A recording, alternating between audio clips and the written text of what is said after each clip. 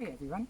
Today's story is called Why Moretonhampstead by Thomas Bell in Killarney, County Kerry. About twice a year, after our evening meal, my mother would make a quiet but clearly audible announcement to me. Or did I imagine it was only addressed to me? Tomorrow we'll go to Moretonhampstead to see Mrs. Powsland. For all the notice my father took of this statement, it might as well have not been said, which was unusual, as his was normally the dominant voice at our meal table.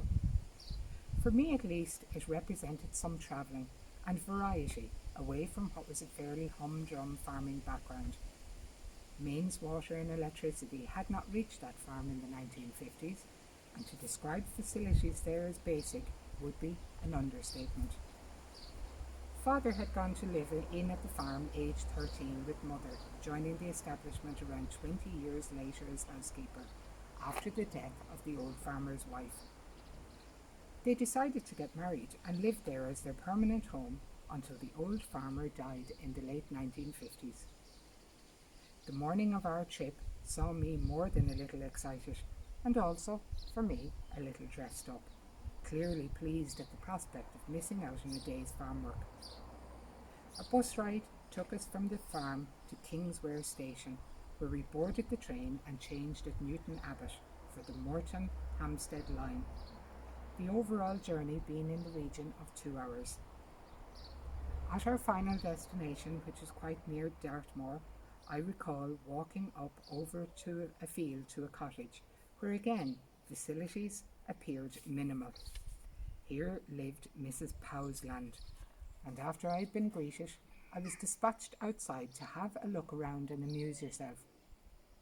A lunch was served at an appropriate time of cold meat sandwiches and some cakes, after which we shortly departed for the return journey home. To this day I have no knowledge or recollection of what conversation passed between them on these visits. Father occasionally asked how the journey was, and that was the extent of his interest. Only after my mother was widowed and living alone did a clearer picture emerge of what these visits could have been about. Discussing my father one day, she suddenly said, "Of course, he was not my first choice, you know. I was engaged to a man called Powsland, and he was killed in the First World War." More than that she could not be cajoled into explaining. She was clearly quite choked by emotion, so it was better not to pursue the matter. Only after she died and I was going through her few effects did I get a sense of the grief and suffering she must have endured. On the back of a magazine picture, I discovered a paragraph entitled "A Definition of Love," and I quote the first sentence: "Love is the absolute forgetfulness of oneself in the sweet remembrance of another." It was easy to imagine her reading these words as a poor substitute for someone who would not be returning to a future they had obviously planned together. The next find was a gold brooch, although subsequent investigation revealed it to be made of fool's gold, possibly all that a poorly paid farm labourer could have afforded in those days. First World War evidence indicates that there were widespread sales of jewellery in this material at that time. What it does not do is diminish the thought and love that went into the giving of that brooch as a remembrance. It is engraved, "From one to another when we are apart." In the same album or scrapbook were inserted a set of cards illustrating the song, "When the fields are white with daisies, then I'll return." This was a very popular song during the war, and I think they could